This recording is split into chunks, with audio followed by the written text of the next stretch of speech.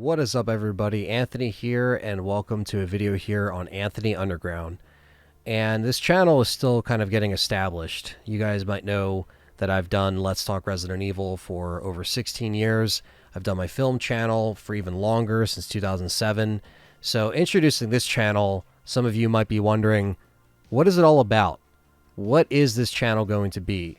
And videos like this are probably the start of it. Just kind of giving my honest and raw thoughts right in front of a camera and a microphone, and just being true to myself is one of them. The other things you'll be able to expect are more in-depth video essays and reviews and just whatever the hell else I want to showcase gameplay-wise on the channel. Whether it's just me or with my friends, I want to establish this channel a lot more going forward now that I'm a little bit more freed up this time of year. One of the videos that I wanted to do for a long time, and I was sick last week, but I decided to reshoot this video, and that is, are we getting priced out of gaming? Yeah, this is one of those things, like, you just kind of look at the prices of PC stuff and the RAM right now, and you look at the consoles and where they're at. You know, PlayStation raising their price. You know, you got $649.99 for a disc slim version of the PS5, and then it's $599 if you just want a no disc slim, and it's $899.99 for a PS5 Pro.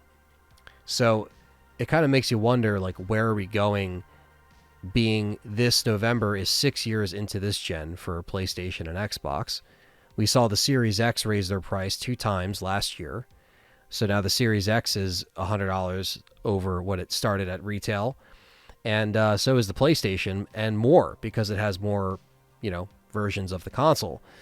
And this is something that has never really happened in, the gen of gaming. And obviously Sony will say what they want, economic, this, whatever, blah, blah, blah. It's all kind of corporate BS to just let you guys know that, yeah, we're going to raise the price. We're a corporation. We're going to raise the price. And the customer always gets screwed. And it's a shame, because at the end of the day, if we are getting pushed out with these price points, and by the time, the PS6 comes out, we could be looking at a $1,200, $1,300 console. And I think that's why competition is really crucial. I think the fact that Microsoft has been doing what they're doing is such a bad move competitively, because then it gives Sony the go-ahead to just do whatever they want.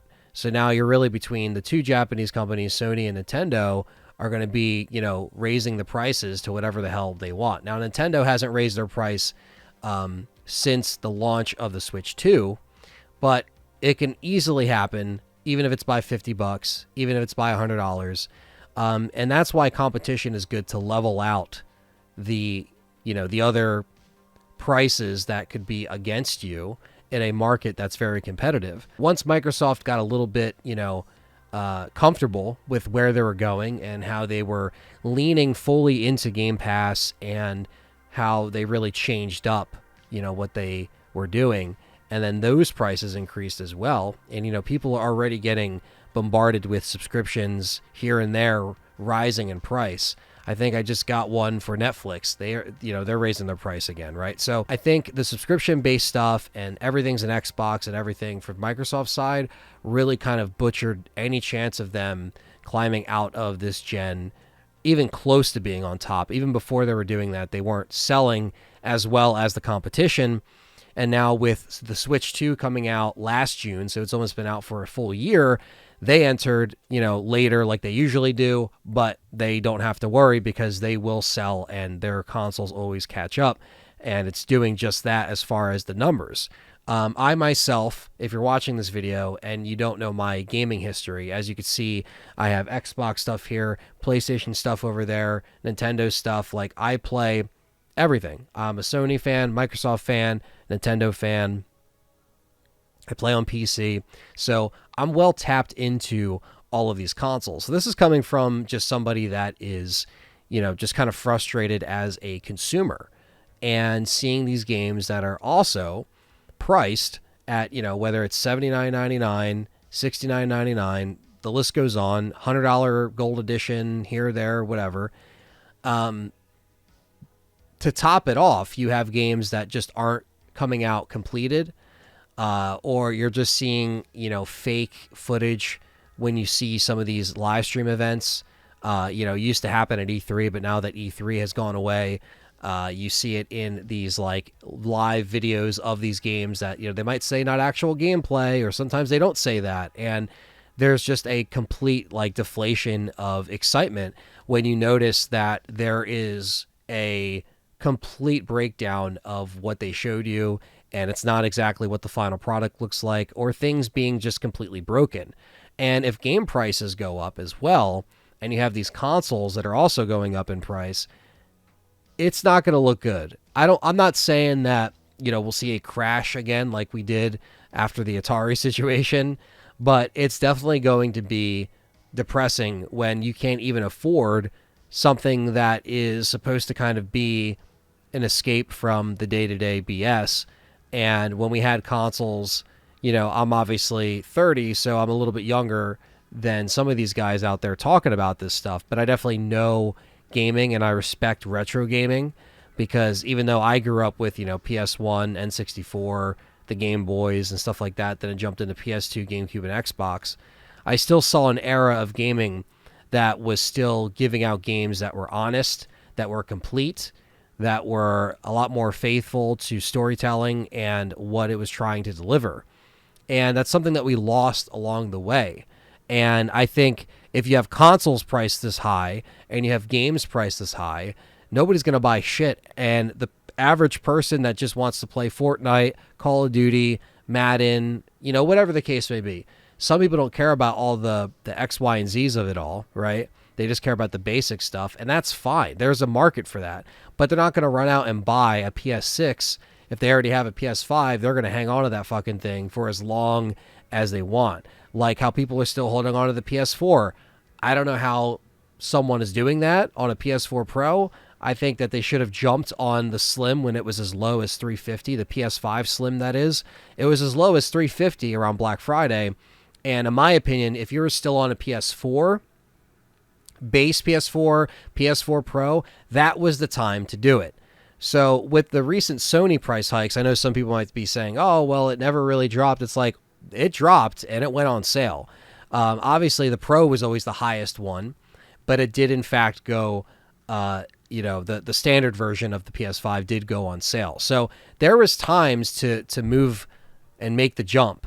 And GameStop also is a great place to, take advantage of their trades. They take, I think they're still taking broken machines as long as they turn on. So take advantage of some of the promotions, and they take PS2 Slims, they take fat PS2s, they take your 360s, while GameStop hasn't always treated me well as far as a customer and longtime supporter from back in the day. Like, we used to go to GameStop and also EB Games, rest in peace, all the time. I always liked EB Games better, but once we lost EB Games, we just really had GameStop.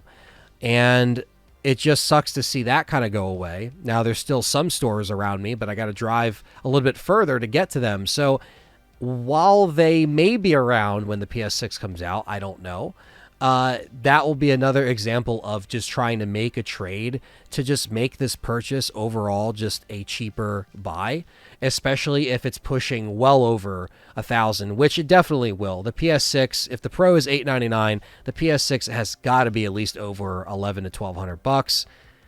And some people might just hold on to their PS5 longer, but I just think that where gaming is at right now is just depressing, because I find myself always going back, and you'll see me play different kinds of games on this channel, retro, old, new, but I always go back to some of the older style of games that bring me a lot of nostalgia and better memories of just better made games, and some games that I always feel like I can go back to. It's like a movie or a show that you can always put on and watch it no matter where it's at, no matter what season it's on.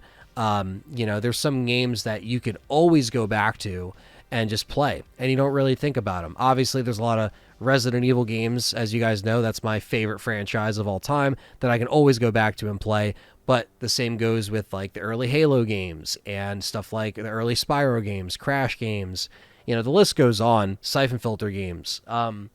There's so many, And while some of them might have dropped off in quality over time, I think gaming as a whole has kind of made the consumer kind of question their purchases a lot more. And while some people might wait a little bit too long sometimes to make jumps to things, I think the hesitation of, whether or not it's worth it or not sometimes can be to a detriment, because you could wait too long and then Sony can come out and say, yeah, now we're raising the price for everything. They gave people a week's notice when they said, hey, we're going to raise the price. And then it was like 6 days later, it was changed on April 2nd. So like at that point they were selling out all over the place. And because people just wanted to get them for that price. And like I said, even for $399, $350, $399 for a PS5 base console, I would say it's worth it because, at that price. Now for, $650, $599, this late into the gen, I don't even know if it's worth it at this point. But if you're still on a PS4, that's just going to be a rough landing until the next couple of years until the PS6 comes out. And with the Helix, which is the next Xbox, which apparently is going to have, Steam on it and kind of be a PC storefront as well as an Xbox storefront, I can imagine that's also going to be well over $1,000, as, it's going to be an entry to PC for some people. But if you look at it that way, with RAM and building a PC right now, it is very, very expensive. I built mine May of last year, but I was saving for 2 years and getting parts for 2 years, so I didn't get completely screwed out of the pricing of it like people are now. So maybe by the time the consoles will come out, the consoles will still be the cheapest option as opposed to buying a PC, unless you want to settle for a little bit less RAM or a little bit, less of specs. But we'll kind of see, because even the PC market is currently, fluctuating. So I think all in all, this is probably one of the lowest times, I think, in gaming as far as PC gaming, console gaming, and just as a whole, getting finished games that are worth a damn, getting stories that are original and worth a damn. Some franchise that try to come back struggle to come back with a successful sequel. There's a lot that I want to say in more videos like this, but I don't want to ramble on too long. But those are kind of my feelings on gaming in 2026. Are we getting priced out of gaming? Let me know in the comments, what do you think of this topic, because it is getting a little crazy out there in all sides of the coins. So let's see what happens with gaming, but we'll keep playing the old stuff. We'll keep playing stuff that brings us good memories and that makes us happy in the meantime. And, there's still some new games that come out that are good, but it's very few and far between, especially this past gen, in my opinion. But let me know your thoughts in the comment. Hit the like button, subscribe, and I'll catch you next time. Peace out.